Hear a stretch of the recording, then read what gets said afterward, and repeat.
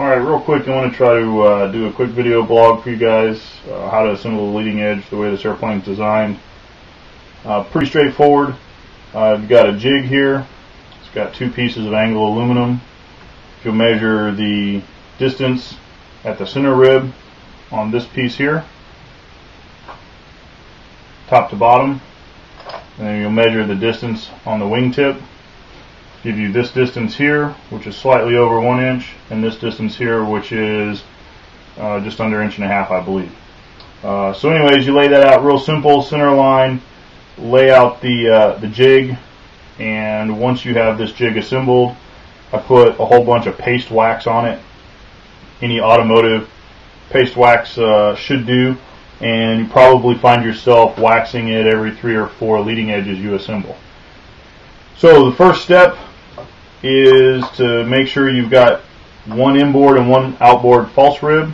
The difference from the inboard and the outboard is this is the inboard, this is the outboard, and this is the inboard. The inboard is cut square, no bladder tube. The outboard's got a relief for the bladder tube. White Gorilla Glue is my preference. Dries in an hour, has some foaming action, fills up gaps, and of course it dries white, which I believe it does yellow in the sun, but the original Gorilla Glue is a kind of a nasty brown yellow. So simply take white Gorilla Glue, apply it to the surface, mount that on there. Same thing for the inboard.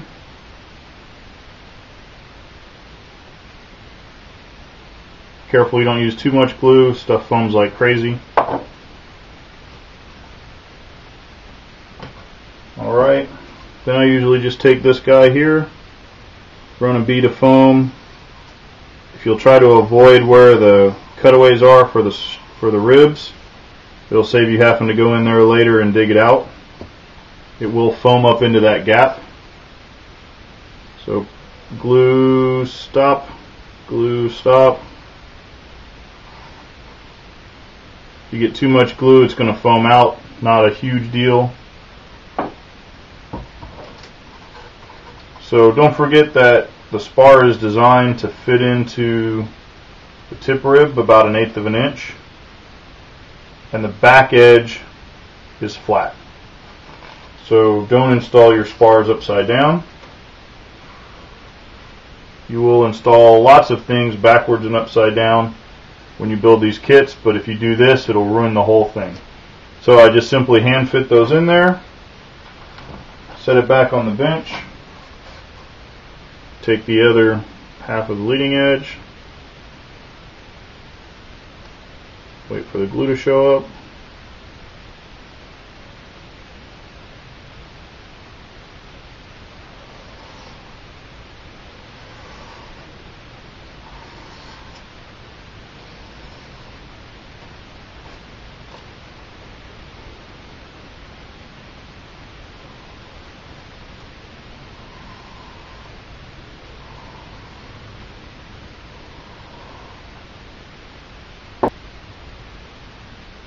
This block is the same width as a center section for spacing, so I like to set that down inside, set the second leading edge half in place, press it together, make sure that it's relatively tight.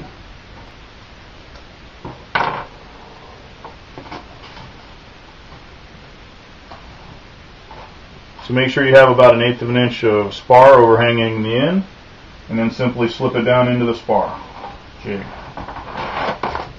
Press it down tight, make sure it's flat all the way down. Once it's pressed in, make sure it's pressed down tight. Make sure the false ribs for the center section are flush. Make sure you didn't accidentally get a gap here at the center section. And now you'll just glue in the leading edge spar.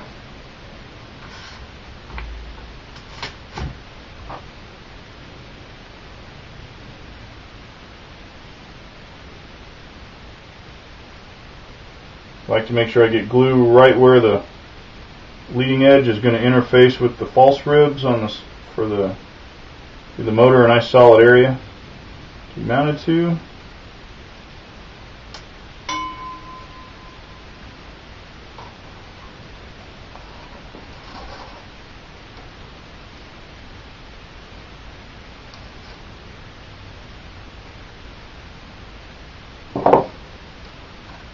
This glue foams up quite a bit, so you're going to find that the less glue you use, the lighter your leading edges are going to be. They're going to be just as strong. It's going to save you less time cleanup later whenever you have to dig all the foamed out glue off your center section.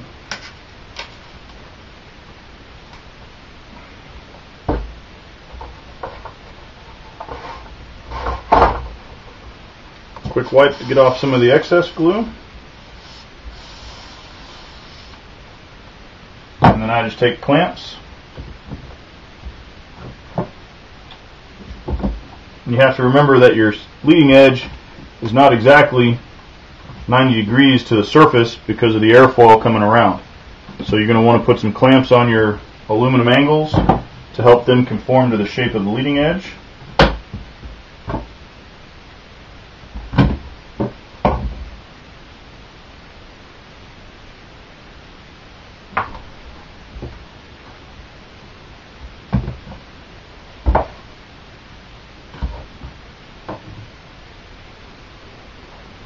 The leading edge spar will get pushed out by the foaming action of the white Gorilla Glue, so I like to just use some masking tape, 3 spots on either side. Make sure the spar stays seated all the way down into the slot.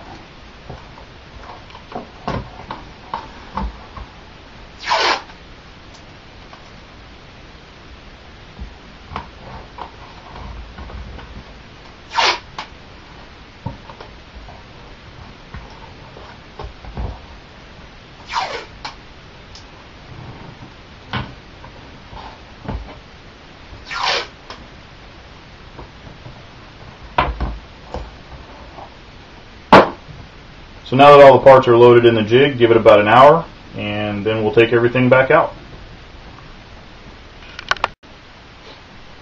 So after the glue dries, about an hour, you can take the clamps off.